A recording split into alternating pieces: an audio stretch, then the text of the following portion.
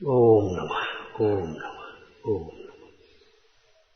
नमो वरहंताणं नमो सिद्धाणं नमो वार्याणं नमो वज्रायाणं नमो लोये सवसाहूणं शुद्धात्मान्मनेकान्तं साधुमुत्तम मंगलम वंदे संदष्टसिद्ध्यर्थं संदष्टार्थप्रकाशकम् मंगलम भगवान वीरो मंगलम गौतम गणे मंगलम कुंद कुंदाज्यो जैन धर्मोस्तु मंगलम सर्वमंगल मांगल्यम सर्वकल्याणकारकम प्रधानम सर्वधर्माणां जैनम जयतु शासनम जे झाया जानिक एकम कलंक दहे नित्य निरंजन नानमैत्य परम नमः समय साराय सहानुभूत्या चकास्ते चित्स्वभावाय भावाय सर्वभाव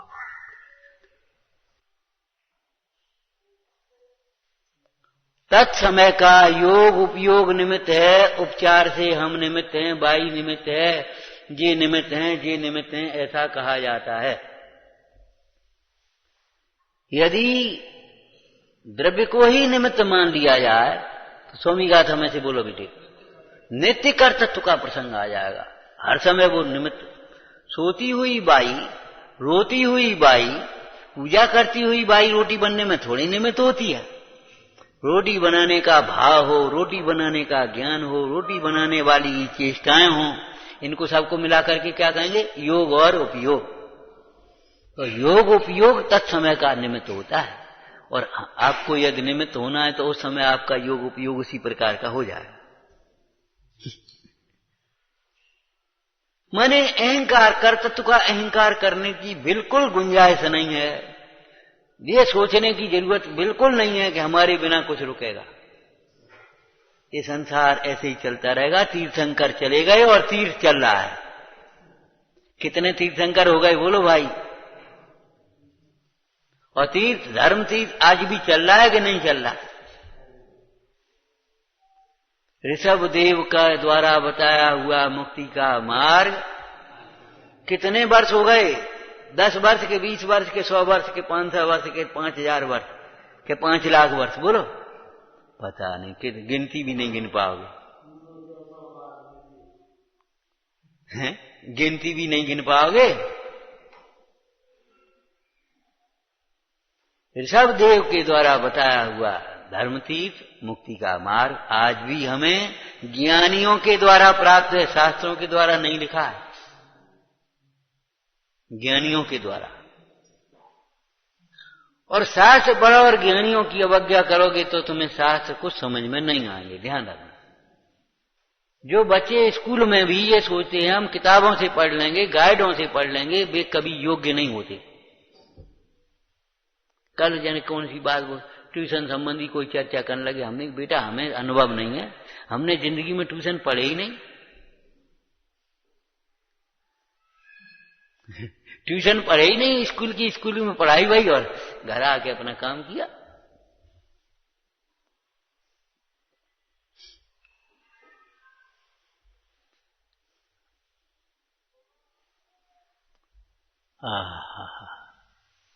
बिल्कुल दिमाग खराब करने की कोशिश न करो। दिमाग को तत्वज्ञान काय के लिए ये बता। शरीर थकेगा और मन विश्रांत होगा, आपको अच्छी नींद आएगी।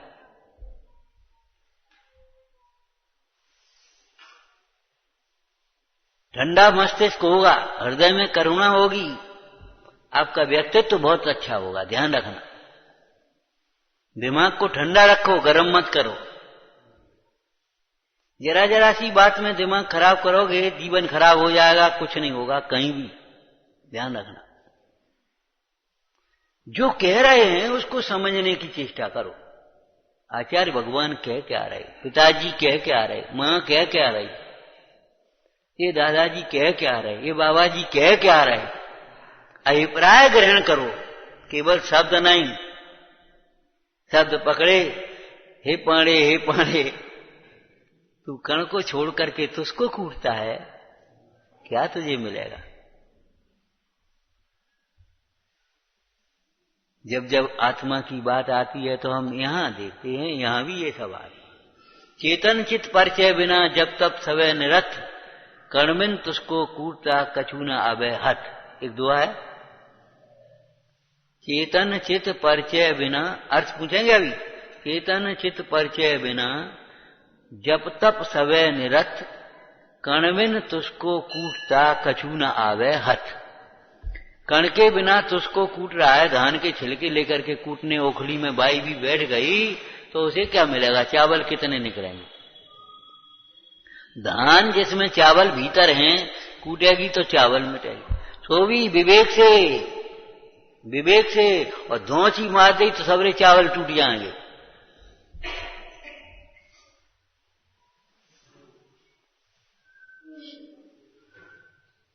काठ का मूसल होता था,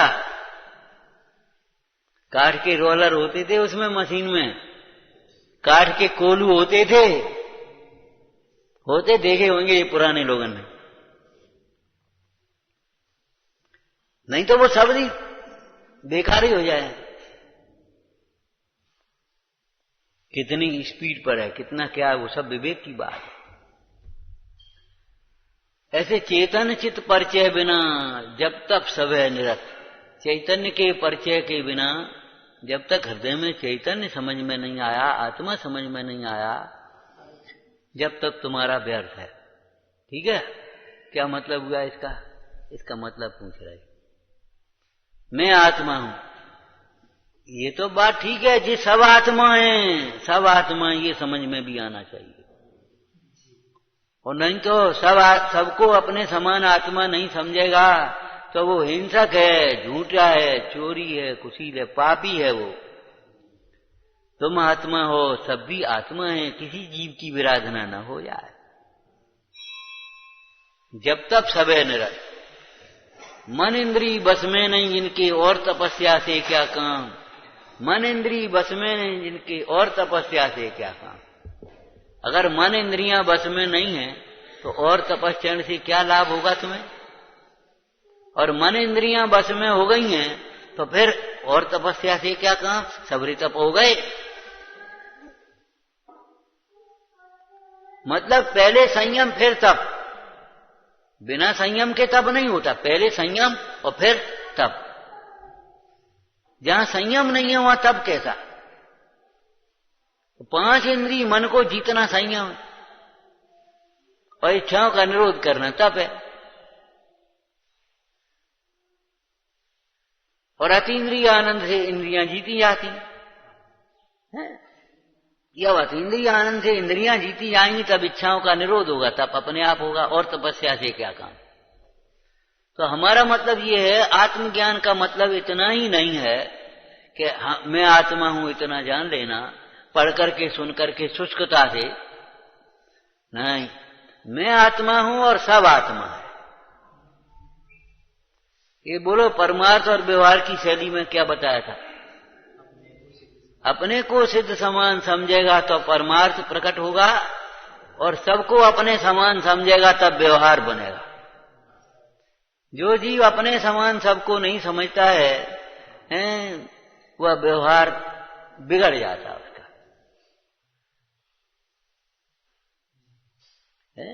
ये अहम की भाषा है, हम किसी से कम नहीं। तो हम कहते तेरे से भी कोई कम नहीं है। भूल क्यों जाता है?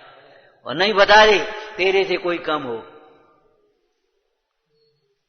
तुमसे कोई छोटा है? बोलो, तुम अगर अनादि अनंत हो, ये बच्चा भी अनादि अनंत है। अगर तुम अनादि अनंत हो तो बच्चा भी अनादि अनंत है। और अगर व्यवहार से देखें तो शरीर छोटा है, बड़ा है, बिल्कुल बड़े छोटे का व्यवहार है। तो छोटे अगर तुम छोटा समझते हो तो इसने ही रखो उसके प्रति। ए लड़के, क्या करता है? समझ में आया ना?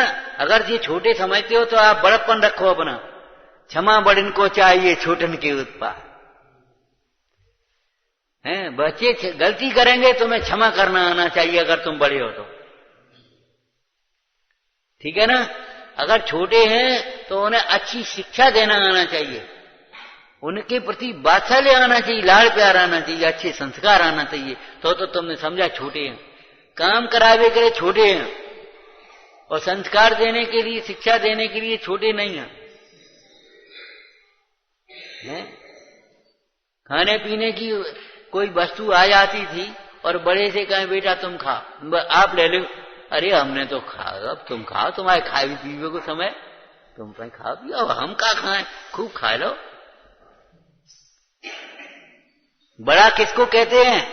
जो छोटे के लिए अपने स्वार्थ का त्याग कर सकता है।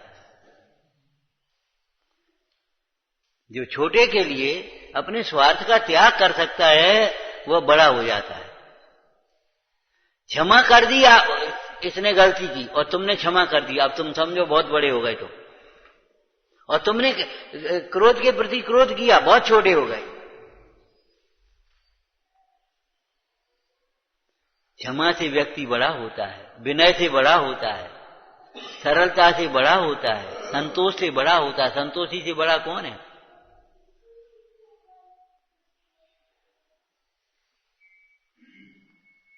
आत्मा महातत्व है, आत्मिक गुणों से जीव बड़ा होता है। नमोताय आते भय अरहंतादि महान। क्या कहा? नमोताय आते भय अरहंतादि महान।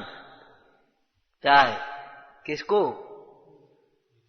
वितराग विज्ञान। कितनी जल्दी कर वितराग विज्ञान, ऐसे मत बोला करो। वितराग विज्ञान। दूसरे शब्द बोलो, राग से भिन्न ज्ञान है। वितराग विज्ञान का मतलब पारिभाषिक अर्थ में बोलो, परिभाषा करके बोलो, वह विशेष ज्ञान जिसे विशेष ज्ञान से रागादिक दोषों का अभाव होता है। वितराग विज्ञान किसे कहते हैं? जिस विशेष ज्ञान से, विज्ञान माने विशेष ज्ञान हो गया, जिस विशेष ज्ञान से रागादिक भावों का अभाव होता है, क्रोधादिक भावों का अभाव होता है, उस विशेष ज्ञान को वितराग विज्ञान कहते हैं।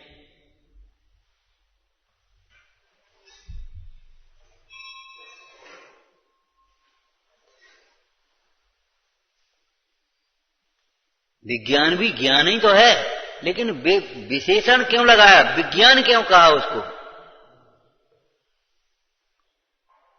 क्यों विज्ञान क्यों कहा? जानते हो? प्रयोगात्मक है, ये प्रैक्टिकल होता है इसमें। विज्ञान में प्रैक्टिकल होते हैं तो इस वितराग विज्ञान का भी कोई प्रैक्टिकल होगा कि नहीं होगा, ये बता। यहां तुमने सुना पर को पर जाना, स्व को स्व जाना है, और सब भगवान आत्मा है।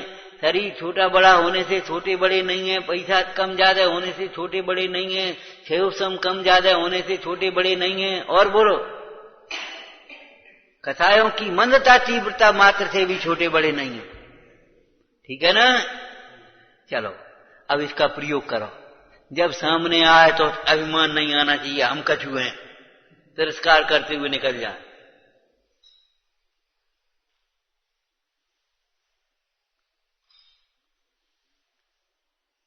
तुमसे बड़ा तुमसे पहले अगर जय जिनेंद्र करे तो तुम्हारे लिए कलंक है, ये समझ लेना। और उसके बाद भी अगर तुम वैसा ही ढर्रा से बोल दो, आदर से नहीं बोलो, तो इससे बड़ा तुम्हारा अभिमान नहीं हो सकता। भैया जय जिनेंद्र, जय जिनेंद्र, ये समझ लो अहंकार की पराकाष्ठा है तुम्हारी।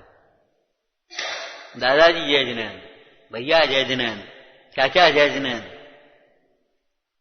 और कान पकड़ो, इन्होंने पहले कर ली, अरे हमें पहले करना है कल से। ये प्रवृत्ति बनाओ, ये सीखो इस बात को। हम बोल नहीं पाते हैं, खूब बोलते, उल्टो खूब बोलते, झूठ बोलते हैं। कौन बोल नहीं पाता? हाथ उठा दे। पीछे इतना बोलते हैं, उल्टा बोलते हैं, और तुम कह रहे बोल नहीं पाते। हम बोल कैसे पाओगे? अच्छे भाव होंगे तो अच्छे वचन निकलेंगे। बोल क्यों नहीं पाए? अभिमान नहीं बोलने देता। सुन नहीं पाए, समझ नहीं पाए, क्योंकि अभिमान नहीं सुनने समझने देता। माया गूंगी है, माया गूंगी होती है, भीतर कुछ है, बोल कैसे पाओगे? बोलोगे तो उल्टा बोलोगे। उल्टी मान्यता और उल्टे विचारों वाला जीव सीधा कैसे बोलेगा? बोलो। वचन का और परिणामों का निमित्त निमित्तिक संबंध है। ये हमारे मोक्ष मार्ग का व्यवहार है और लौकिक व्यवहार भी यही इसी में गर्भित है। लौकिक व्यवहार भी हमारा इसी में अंतर्गर्भित हो जाता है पूरा का पूरा।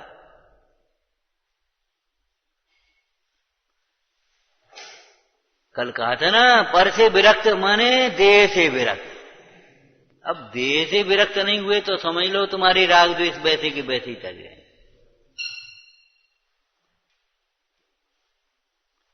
और देह से विरक्त माने अपने को देह रूप नहीं देखना। अरे किसी को देह रूप मत देखना। घर के गृह त्याग का अर्थ बताया था ना। घर त्याग माने हमने वो घर छोड़ दिया जहां जन्मे थे, जहां पले थे, जो मकान बनाया था वो छोड़ दिया, नहीं। कहीं अपना घर मत समझो। 4 गति धर्मशाला है बेटा, घर नहीं है। मुक्तपुरी है।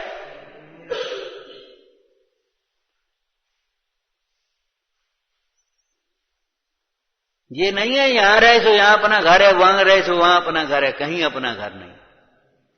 ऐसे ही देह भिन्न है, देह रूप अपने को नहीं समझना, इसको भी देह से मत देखना। इसका बहुत बड़ा व्यवहार होता है, जानते नहीं हो अभी आप।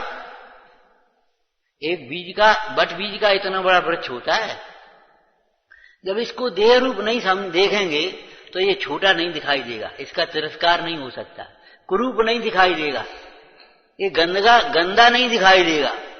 गंदगी सब ज्ञान में आएगी, लेकिन ये नहीं है, ये है गंदा आदमी, बहुत बेकार आदमी। घृणा नहीं होगी, भय नहीं होगा, लोभ नहीं होगा, मान नहीं होगा, विभाव अपने आप उत्पन्न नहीं होंगे। देह से विरक्त होने का मतलब हम अपने को देह रूप नहीं देखते। अरे अपने को देह रूप नहीं देखते, किसी को देह रूप मत देखो।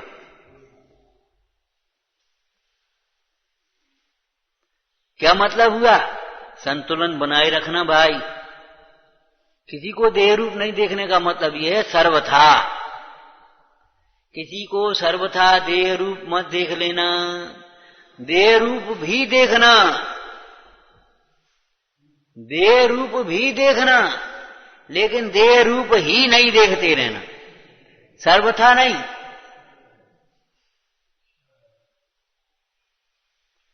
सियाजवाद के बिना तो आप जैन मत से बाहर हो जाएंगे। देह रूप नहीं देखना माने उसकी देह की संभाल भी। अगर देह रूप नहीं देखेंगे तो बेटा रोटी खा लीजिए, कैसे कैसे कर, आत्मा से कहो, वो आत्मा खाएगी रोटी। बेटा आप बहुत देर हो गई, अब सो जा, फिर तबीयत खराब हो जाएगी तुम्हारी। कैसे कहोगे? नहा ले, कैसी गंदी शक्ल कर ली, ना क्या, चलो ये कपड़े धो लो। कैसे कहोगे? ये व्यवहार कहां से चलेगा? व्यवहार में परमार्थ मत घटा देना, परमार्थ को, व्यवहार को परमार्थ मत मान लेना। क्या कहा? मत घटाना और व्यवहार को ही परमार्थ मत मान लेना। व्यवहार व्यवहार है, परमार्थ परमार्थ। और तीसरा वाक्य बोलो, व्यवहार परमार्थ के लिए है। तीनों वाक्य बोलो, परमार्थ के लिए है। सत्यार्थ सब जोड़ दो उसमें। व्यवहार की अपेक्षा सत्यार्थ है, परमार्थ से व्यवहार को असत्यार्थ कहा है। जैसे शरीर नहीं है, असत्यार्थ माने नहीं है, इसका अर्थ है शरीर आत्मा का नहीं है, आत्मा में नहीं है। लेकिन शरीर नहीं है ऐसा अर्थ नहीं है, शरीर है। मुंडाज के आहार की प्रक्रिया पढ़ी है तुमने कभी? भरत चक्रवर्ती के यहां मुंडाज का द्वारापेक्षण हो गया, विधि मिल गई, आहार के लिए भोजनशाला में प्रविष्ट हो गए, ठीक है ना। अंजुली बांध ली, मुद्रा छोड़ी, अंजुली बांधी।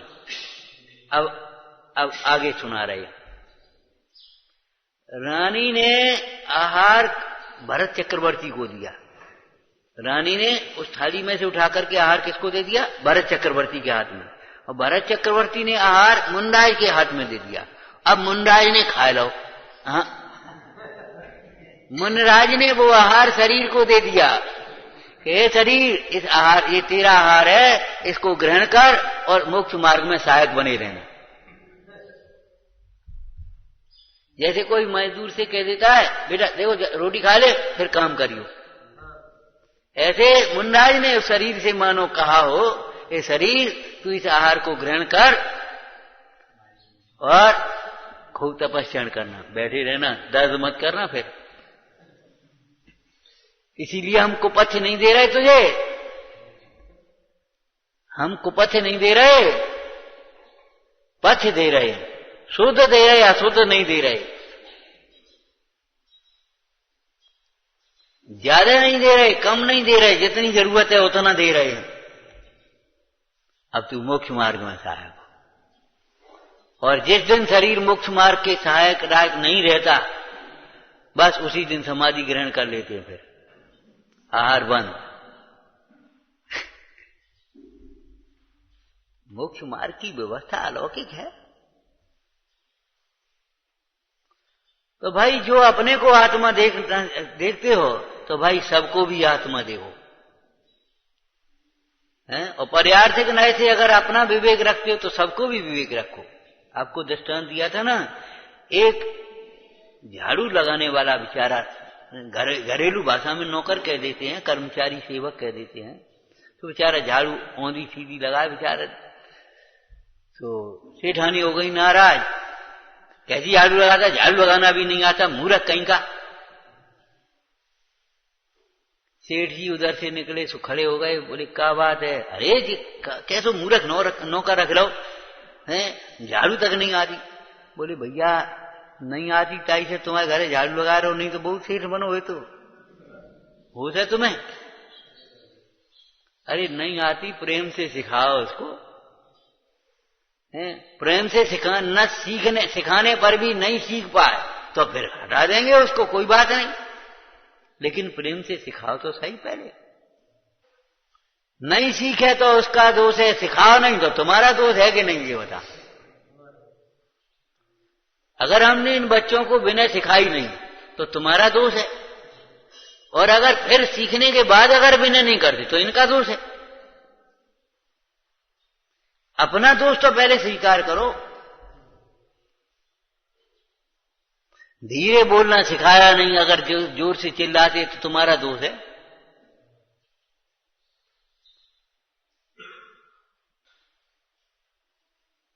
अशुद्ध बोलते हैं तुम्हारा दोष है, तुम अशुद्ध बोलते हो ना उनके सामने।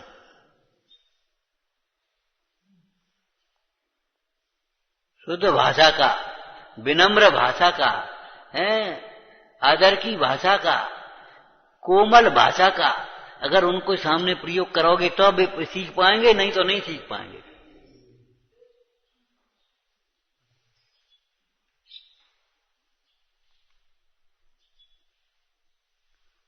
देखो विनय से ही सिखाया जाता है, विनय से ही सीखा जाता है। सिखाने के लिए भी विनय चाहिए, तिरस्कार नहीं, उसके ऊपर नहीं आता, कोई बात नहीं। हमेशा अनुशासन वह व्यक्ति कर सकता है जो योग्य हो और स्वयं अनुशासित हो। जो योग्य हो, अपने विषय का योग्य और अनुशासित जीवन हो, तब वो अनुशासन कर सकता है। अगर योग्य नहीं है और स्वयं अनुशासित नहीं है तो वो कभी अनुशासन नहीं कर पाए, और अनुशासन के नाम पर रोब गढ़ेगा, और अगर कोई नहीं मानेगा तो खिसियाएगा, भगेगा। अनुशासन आत्मानुशासन है, तत्वानुशासन है।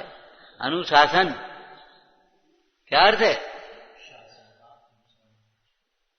हाँ, शासन का अनुसरण करना। चलो ठीक, कोई दिक्कत नहीं, करो अर्थ, आगे चल करते जाओ। जिन शासन का अनुसरण करते जाओ, जो लिखा है सो करते जाओ, जो कहें सो करते जाओ, समझ करके उसका अभिप्राय। क्यों भाई? शासन कौन सा शासन? ये तो तुम्हारी शासन बनाए हैं, थोड़ी देर की छद्मस्त की कल्पनाएं हैं, अपने सुविधा के लिए बना लिए। शासन तो जिन शासन है ना, इस जिन शासन में, जिनागम में जो कुछ कहा है उसको करते जाओ। आज सवेरे पुरुषार्थ सिद्धि पाए का स्वाध्याय कर रहे थे, एक बड़ी बढ़िया चर्चा आई, सुना दें। सम्यक ज्ञान अधिकार के पहली छंद है, पहले काव्य है। सम्यक दर्शन पूर्वक, श्रद्धा पूर्वक, ठीक है ना, सम्यक ज्ञान की उपासना करना चाहिए। तो कैसे? बहुत सुंदर है चर्चा है। एक तो आत्महित की दृष्टि से, आत्महित के अभिलाषी जीवों के द्वारा नित्य निरंतर। और तीसरी क्या आई? आमनाय, युक्ति और योग है। ये तीन शब्द हम आपको बता रहे। आमनाय से सम्यक ज्ञान का अभ्यास करो। सम्यक ज्ञान की परंपरा है ना, भगवान से लेकर यहां तक परंपरा है। जैसे शासन की कड़ी है, प्रधानमंत्री से लेकर के और तुम्हारे मोहल्ले के पंच तक, यहां से शासन की कड़ी है पूरी। प्रजातंत्र तो आमनाय माने सर्वज्ञ से लेकर के एक परंपरा चली आ रही, उसी परंपरा के अनुसार, उसी आमनाय के अनुसार अभ्यास करोगे तो आपकी बनेगी। कुंद कुंद आमनाए पढ़ते हो ना, जिन आमनाए। ऐसा नहीं है दो चार क्रियाएं करी तो पंडित जी की परंपरा हो गई अलग से। ये अलग से परंपराएं चलाने की कोशिश मत करो। जो अनादि अनंत भगवान की परंपरा है वही हमारी परंपरा है। और वो परंपरा श्रद्धा से, उसका मूल है श्रद्धान, उसका प्रकाशन है ज्ञान और उसका आचरण, परंपरा है आचरण रूप। आमनाय से फिर कहा युक्ति, युक्ति माने प्रमाण नय। दरअसल हुआ क्या, वैसे हम भी उसको जल्दी से पाठ कर देते, उसको छोड़ देते थे। आज हमारा विकल्प आया, हमने कहा ये प्रमाण नय का विषय बीच में इसमें आ गया भावार्थ में।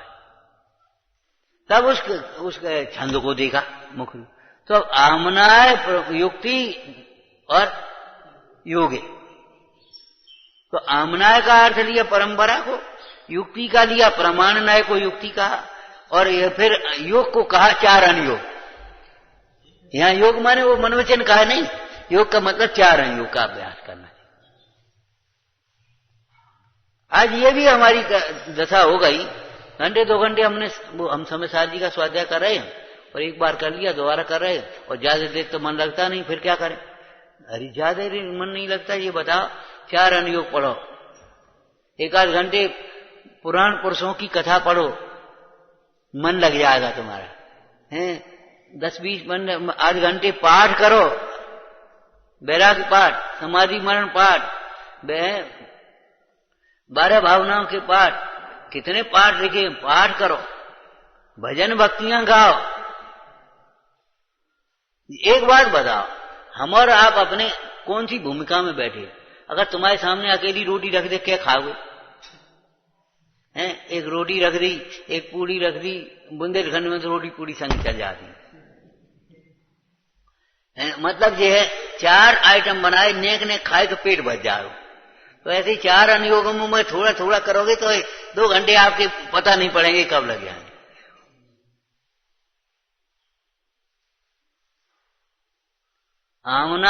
आमनाय के अनुसार प्रथमम कर्णम चरणम द्रव्यम, प्रथमान योग पढ़ो, तब तुम्हारा आदर्श बनेगा। ऐसी दशा हो मेरी, ऐसी दशा पढ़ती हो। कैसी दशा बता? अगर पुराण पुरुषों का जीवन नहीं पढ़ोगे कैसे समझ में आएगी आपको? और हो मेरी ऐसी दशा, तुम्हारी ऐसी दशा हो तो कैसे हो, उसकी विधि क्या होगी?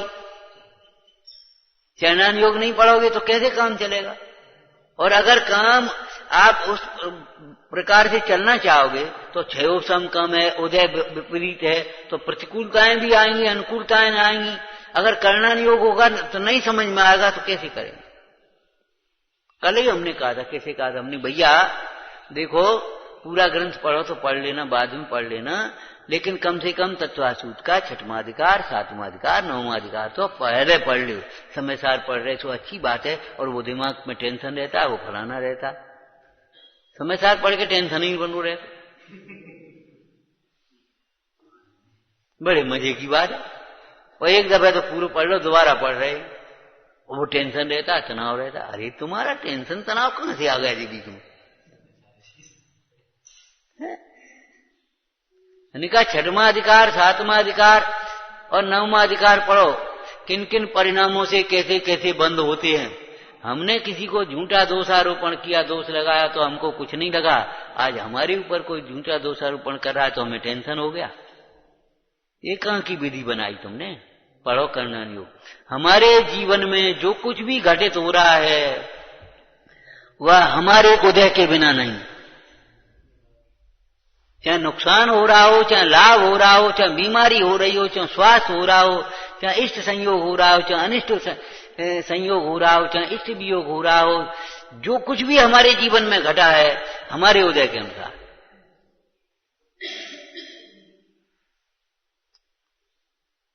उदय का, और उदय वो हमारे परिणाम से के किए हुए कर्मों का उदय है।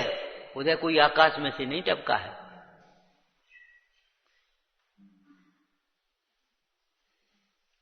और उसकी निर्जरा करने का समय हमारे पास है, विधि हमारे पास है। अब जी पढ़ोगे ही नहीं, परिणामों का गणित पढ़ोगे नहीं, परिणाम की बस वो हमने पढ़ लिया था, वो हमने पढ़ लिया था। हम देख रहे कितना टेंशन रहता है लोगों के जीवन में। अधूरा ज्ञान खतरनाक होता। हमने इसे अभी आज ही कहा था सवेरे जब ऊपर बैठा था, पूजा करके गया थे। हमने कहा बेटा जिस विषय को पढ़ो पूरा पढ़ो, अधूरा ये अधूरा ये अधूरा ये ऐसा नहीं। एक फुअर बाई थी, फुअर बाई नाम नहीं, अविवेकी बाई। तो भाई को कोई जाना था, जल्दी गाड़ी पकड़नी थी, देहात में जल्दी गाड़ी आती है, एक ही गाड़ी आती दो। तो उसने कहा भैया कुछ खाए जाओ, कहे तो ले आओ बिहार ले। अब सोची भैया को खवाएंगे तो एक सब्जी से कैसे बनाए, तो आधी सब्जी बनाई, बहुत उतार के बाद हरी सब्जी कच्ची, आधी आधी सब 3 सब्जी बना दी आधी। अब बताओ क्या करे, एक सब्जी बना दी जल्दी से तो बन गया, खरीदा तो आराम से कि नहीं। आधा ये सीखा, आधा वो सीखा, आधा ये पढ़ा, आधा वो पढ़ा, और बस अभिमान जरूर आ जाएगा। हम सब जानते हैं ऑलराउंडर, लेकिन ऑलराउंडर नहीं हो तुम, एक ऑलराउंडर नहीं हो, एक भी काम नहीं कर पाओगे पूरा व्यवस्थित रूप से। इसलिए हमारा अधूरा ज्ञान नहीं, अधूरे ज्ञान को तो खतरनाक कहा है, मद को उत्पन्न करने कहा है, अभिमान को उत्पन्न करता है। अधूरा ज्ञान नहीं, सांगोपांग ज्ञान करो, प्रयोजन परक कम से पूरा ज्ञान सीखो। अज्जल गगरी छलकेगी, फिर बीच में बोलोगे, कोई बताओगे तुम पहला बताने लगोगे, और तुमसे कहें तुम करो, हमें याद तो नहीं कर पाओगे नहीं। और जे बीच में जे बोले सो तुम बीच में बोलने लगे।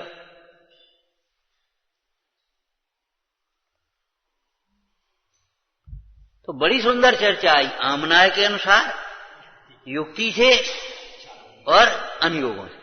अनुयोगों की अलग अलग प्रकार की शैली है, उनका प्रयोजन है। अगर 8वां अधिकार आप पूरा नहीं पढ़ोगे तो अनुयोग की शैली और प्रयोजन नहीं समझ पाओगे, विधान नहीं समझ पाओगे, दोष कल्पना नहीं समझ पाओगे, तो आप अनुयोगों को वैसे ही अपनी कल्पना करोगे। इसलिए 4 अनुयोग के द्वारा, 4 अनुयोग का नहीं अकेला, बस इतना ही पढ़ेंगे। बोलो, अरे 4 अनुयोग का नहीं, 4 अनुयोग के द्वारा सम्यक ज्ञान का अभ्यास करना चाहिए, ये कहने का मतलब। सम्यक ज्ञान की उपासना 4 अनुयोग के द्वारा करना चाहिए। सम्यक ज्ञान की उपासना प्रमाण नय से करना चाहिए, प्रमाण नय रदगम, और नहीं तो एकांत में चढ़ जाओगे या शून्य में उड़ जाओगे या प्रमाण के नाम पर समन्वय करने लगोगे। देखो मिथ्यात्व के कारण में एक ये भी लिखा, तू नए विभाग नहीं जानता। अकेला प्रमाण प्रमाण करता, नए विभाग भी आना चाहिए उसमें।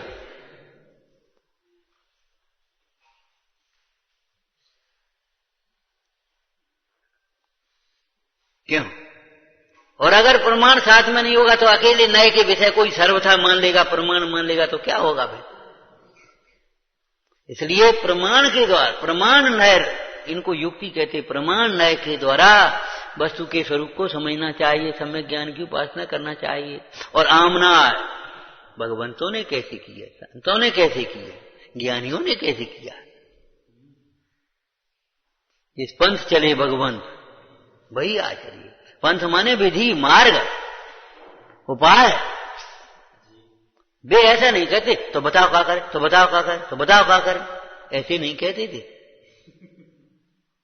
ये शैली को बंद कर देना चाहिए, आपको आज ही बंद कर देना चाहिए। तो बताओ क्या करें, अरे बताए तो रहे, तो सुन नहीं रहे, और बताओ क्या करें।